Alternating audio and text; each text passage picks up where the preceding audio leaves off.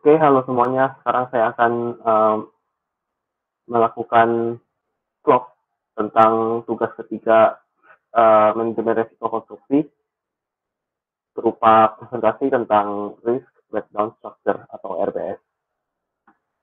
Oke, untuk RBS kali ini saya menggunakan RBS gedung tingkat atau kantor. Nah, dari RBS tersebut, dari level 0, kita bisa mengklasifikasi program yang beresiko. Nanti ke level 1, ada 3 program yang beresiko, yaitu pelaksanaan proyek, yang kedua yaitu eksternal, yang ketiga yaitu penyimpangan dalam pelaksanaan dan operasional terhadap perencanaan. Nah, nanti turun ke bawah lagi, untuk level yang lebih rendah, dari level 1 yang pelaksanaan proyek, nanti ada pelaksanaan konstruksi di level 2. Nanti saya akan membahas di sana. Nah, dapat dilihat di level 2 yaitu pelaksanaan konstruksi, kita turun satu level lagi, lebih rinci ke pekerjaan struktur. Nah, saya akan membahas tentang risiko-risiko yang terdapat dalam pekerjaan struktur.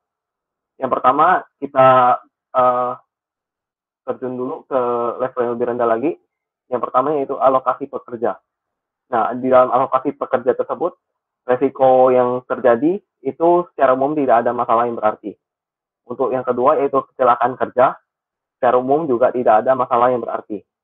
Perilaku pekerja, yang ketiga, secara umum tidak ada masalah yang berarti. Nah, penanganan masalahnya bila terjadi, itu dapat memasang rambu-rambu pemakaian perlengkapan K3 atau memberikan sanksi kepada pekerja yang tidak mematuhi peraturan-peraturan tersebut. Kemudian untuk level 4, di nomor 4, yaitu tingkat kemampuan pekerja.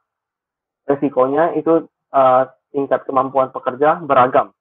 Nah, dalam masalah tersebut, kita bisa mengontrol subkontraktor untuk lebih intensif, untuk mendapatkan standar pekerjaan yang lebih diinginkan.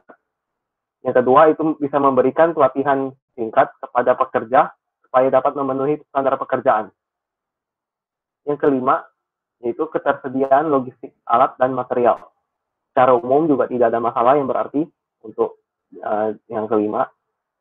Yang keenam yaitu subkontraktor. Secara umum juga tidak ada masalah.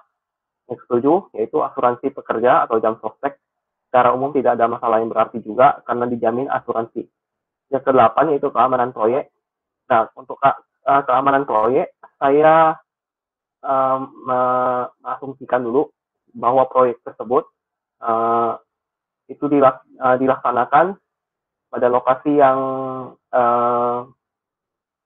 dekat dengan beberapa sekolah. Nah, dari sana kita bisa lihat resiko yang muncul, bisa rentan pencurian, yaitu terutama untuk material besi dan logam atau peralatan mekanikal atau elektrikal.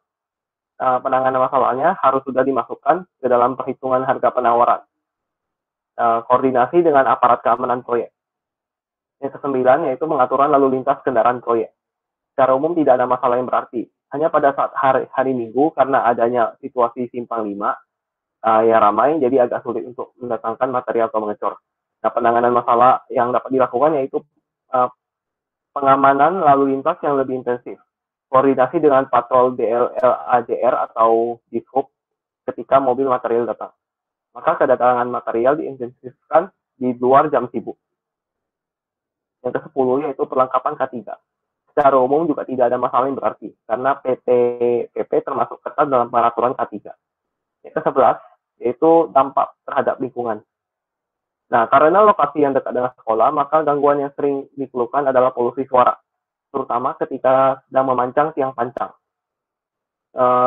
Solusi yang dapat dilakukan yaitu pemancangan diintensifkan pada hari Sabtu dan Minggu. Yang ke-12 yaitu lokasi proyek. Dekat dengan beberapa sekolah, masjid, dan pusat niaga lainnya. Penanganan masalah yang dapat dilakukan yaitu kegiatan yang menimbulkan gangguan suara atau polusi suara diintensifkan pada hari Sabtu dan Minggu atau pada hari libur. Kegiatan proyek harus sudah berhenti sebelum maghrib untuk menghormati kegiatan ibadah di masjid.